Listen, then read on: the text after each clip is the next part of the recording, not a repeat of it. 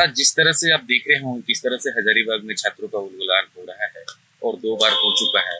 जयराम को जानते होंगे आप, उद्गुलान कर रहे हैं और कहा है कि जुमरा पहाड़ से सरकार बनेगी, खून की नदियां बहेगी। तो ये युवा इस तरह से क्यों बोल रहे हैं? हम लोग देखो, ऐसा है, ये सब ढेर आंदोलन हम लोग देखे हैं। अभी दूध का दांत टूटा नहीं, आंदोलन करना होगा उसको ठीक से। क्या मतलब है आपका? खिला गए हैं, खलबली मच गई है, बदहवासी छाई है। सिंगल पॉइंट एजेंडा है कि कैसे हमारी एकता तोड़े। अरे भाइयों, राष्ट्रवादी की जड़ें इतनी कमजोर नहीं हैं, मगर आसमान में थूकने वाले को शायद ये पता नहीं है कि पलट के थूक उन्हीं के चेहरे पर गिरेगा।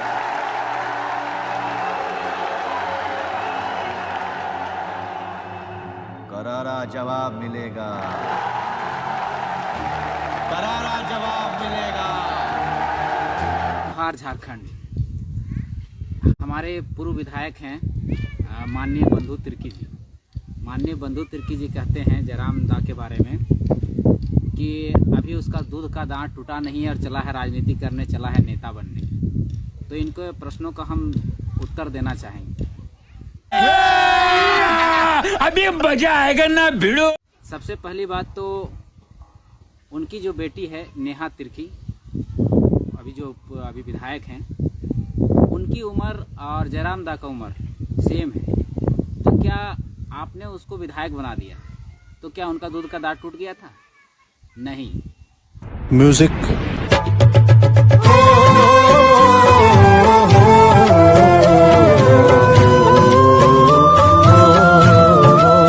बात तो उनकी जो बेटी है नेहा तिर्की, अभी विधायक हैं, उनकी उम्र और जयराम दा का उम्र सेम है। तो क्या आपने उसको विधायक बना दिया तो क्या उनका दूध का दांत टूट गया था? नहीं। अगर सेम एज है, अगर जयराम दा का दूध का दांत नहीं टूटा था तो आपके बेटी का भी दूध का दांत नहीं टूटा था। इन लोगों का एक्चुअली में जो गरीब घर का बेटा है, जो एक जिसका राजनीति से कोई वास्ता नहीं है, उस घर का बेटा अगर ऊपर उठता है, अगर आगे जाता है, 3 लोग को सीने में दर्द होने लगा। कैसे सो हम बताते हैं। अरे बाप रे, ये तो धोती खोल रहा है। हाजी हुसैन मरे, उसका बेटा हफीजुल अंसारी मंत्री बना, कोई दिक्कत नहीं। राजेंद्र प्रसाद मरे, उसका बेटा अनूप सिंह विधायक बना, कोई दिक्कत नहीं। उसके बाद हेमंत सोरेन का जो शिबू सोरेन थे, उनके बेटा हेमंत सोरेन मुख्यमंत्री बने, कोई दिक्कत नहीं। वहाँ भोगला सोरेन, मंगरा सोरेन कोई भी बन सकता था, लेकिन नहीं, हेमंत सोरेन बने, कोई दिक्कत नहीं। अभी जो चुनाव हो रहा है रामगढ़ में, वहाँ पर ममता देवी के हस्बैंड खड़ा है, कोई दिक्कत नहीं। चंद्र प्रकाश चौधरी जो है आंसू के, उनकी वाइफ खड़ी है, कोई दिक्कत नहीं। ये लोग चाहते हैं कि हमारा जो वंशवाद है, जो हमारा परिवारवाद है, वो कायम रहे, चाहे नेता कोई भी हो। इनकी मंशा ही यही है। क्या बात है सर, क्या बात है सर, क्या बात, ये बात है। समझे ना? आप चुनौती दे रहे हैं। चुनौती क्या देंगे? अभी बच्चा है मेरे सामने झारखंड में, हम चुनाई तो किसी को देंगे? हमको चुनौती देने वाला को पैदा होना होगा।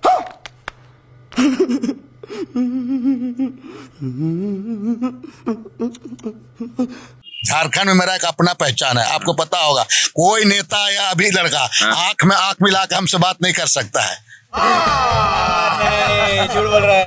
और दूसरी बात है कि जयराम दा अभी कोई नेता नहीं है, वो एक आंदोलनकारी है, एक क्रांतिकारी है, वो कोई अभी नेता नहीं है।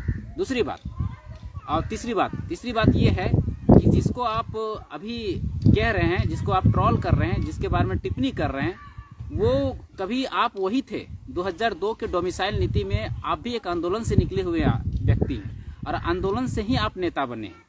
तो एक आंदोलनकारी को, एक आंदोलन करने वाले को एक सम्मान करना चाहिए, ना कि उस पर टिक्का टिप्पणी करना चाहिए, क्योंकि आप भी उसी आंदोलन से निकले हैं। लेकिन नहीं, आपने कभी उस पर ये सम्मान कभी नहीं, सम्मान नहीं दीजिए, छोड़िए, हटाइए, सम्मान नहीं दीजिएगा तो भी चलेगा। लेकिन ये तो कह सकते हैं कि हम अभी उसको सीखने की जरूरत है या बताने की जरूरत है, ऐसे कह सकते हैं, या कुछ गाइड कर सकते थे। लेकिन इस तरह की बातें, आप पूर्व विधायक भी रह चुके हैं, एक सम्मानीय व्यक्ति भी हैं, तो इस तरह की बातें जो है आपको शोभा नहीं देती है। दादा एक आखिरी सवाल मैं लूंगा और थोड़ा तीखा सवाल होगा, क्योंकि अभी हाल में ही कांग्रेस में क्या हुआ आपको ही पता है, और आपकी बेटी विधायक बनी, उनको टिकट मिला, लेकिन आपकी बेटी को टिकट नहीं मिलता, तो क्या बंधु तिर्की बगावत करते या बंधु तिर्की का क्या स्टेप होता, ये कांग्रेस वाले लोग कह रहे हैं। अभी थोड़ी तो बोल रहे कितने बड़े बंधु तिर्की नेता हो गए, अगर उनको टिकट नहीं मिलता उनके बेटी को तो क्या करते हो?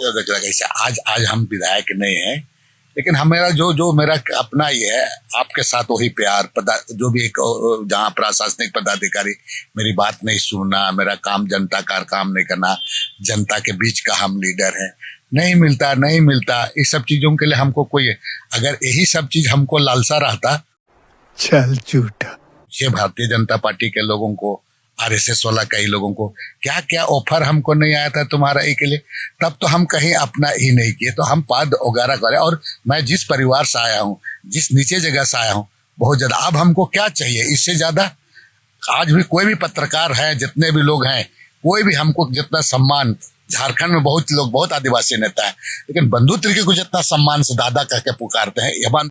अरे देवा, ये गड़बड़ है बाबा। दूसरी बात, चौथी बात ये है कि आपका जो क्षेत्र है, जो क्षेत्र पड़ता है आपका, उस जो जमीनें आती हैं वो CNT के दायरे में आती है।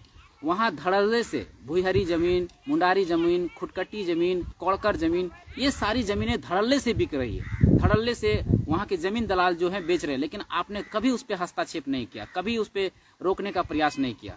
यहाँ तक तो छोड़ दीजिए, वहाँ की जो सरना स्थल की जो जमीनें हैं, जो मांझी थान की जमीनें हैं, उन जमीनों पर भी अतिक्रमण शुरू हुआ है और लोगों ने उस पर घर बना दिए, उस पर और चीजें बना दिए, लेकिन कभी आप उस पर सवाल नहीं खड़ा किए।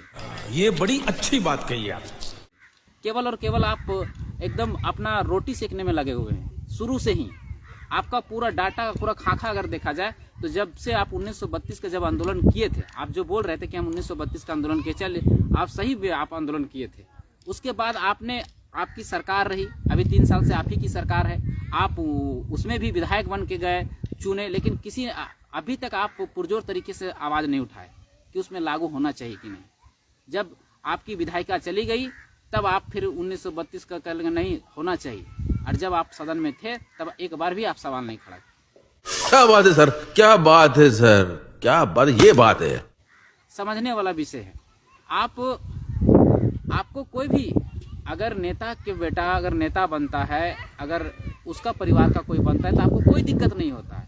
लेकिन एक गरीब घर का जो राजनीति के परिप्रेक्ष्य से नहीं आते हैं, परिपाटी से नहीं आते हैं, अगर उसका बेटा अगर नेता अगर अच्छा उभर के आता है और कोई उसमें क्वालिटी है, वो पढ़ा लिखा व्यक्ति है, वो PhD होल्डर है, आपकी बेटी में तो वो भी गुण नहीं था जितना उनके में था, लेकिन आप बनाए ना, लेकिन आपकी बेटी बनेगी तो कोई दिक्कत नहीं।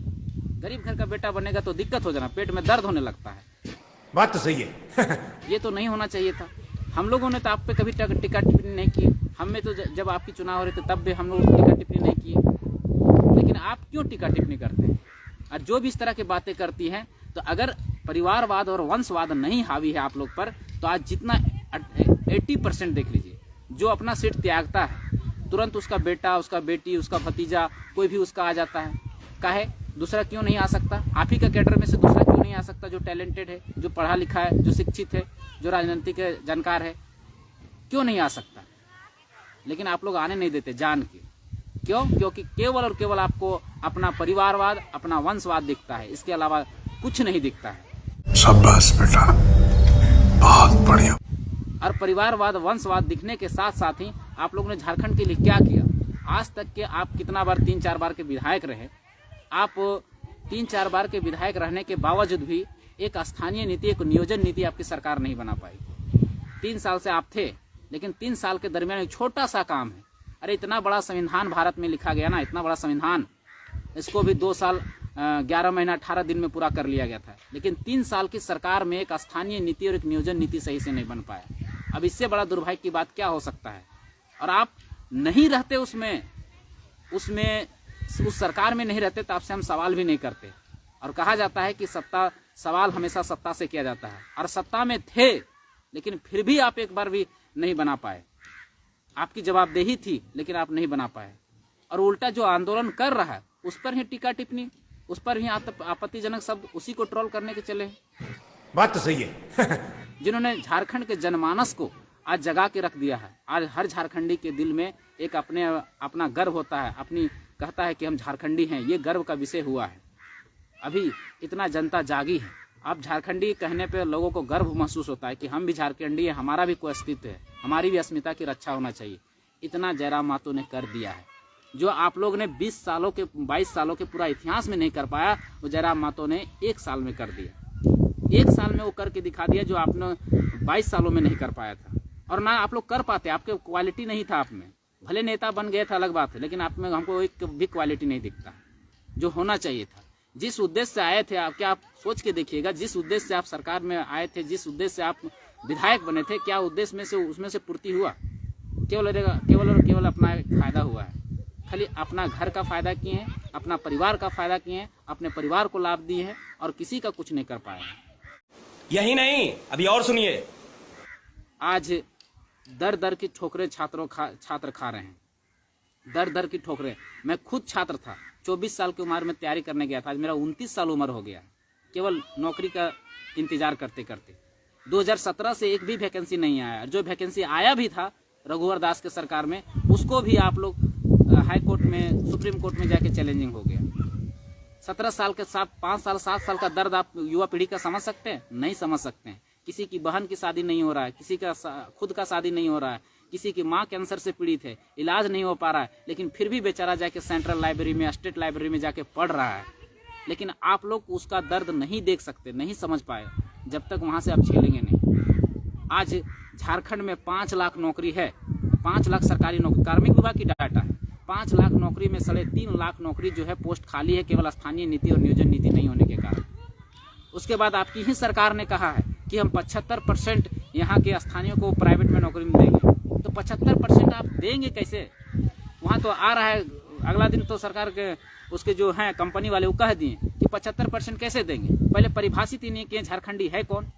जिस दिन झारखंडी परिभाषित न होगा, आप 75% कैसे दीजिएगा? मान लीजिए 4 गो आदमी है, 4 गो आदमी में एक बिहार का है, एक यूपी का है, 2 गो झारखंड का है, तो पहले उसको छांटना पड़ेगा ना कौन झारखंड का है। 4 गो में से 2 गो कौन झारखंड का, पहले छांटना पड़ेगा ना, फिर में उसमें नौकरी दीजिएगा। और नहीं होने के कारण देखिए 75% भी हवा हो गया। सरकार तो कह दिया कि सरकारी प्राइवेट नौकरी में हम 75% देंगे, वो भी हवा में चला गया। क्यों?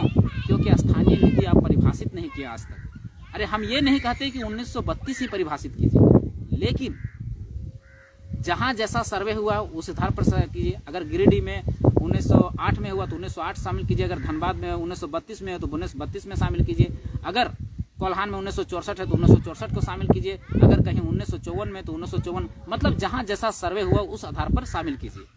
बात तो सही है।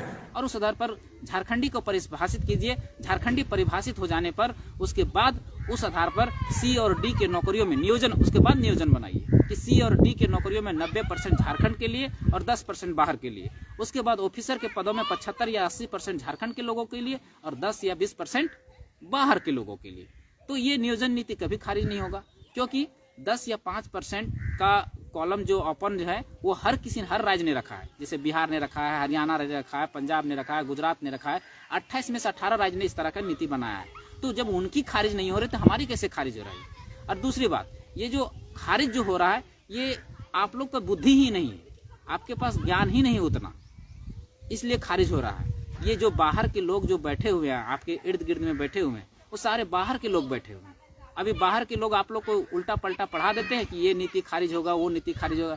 अरे इसमें खारिज भी किया है तो कौन सा मुद्दा से खारिज किया? AIR मतलब ऑल इंडिया रिपोर्ट 1970 का दिखा दिया और उस पर खारिज किया। अरे उसके बाद भी तो कितना जजमेंट आया है।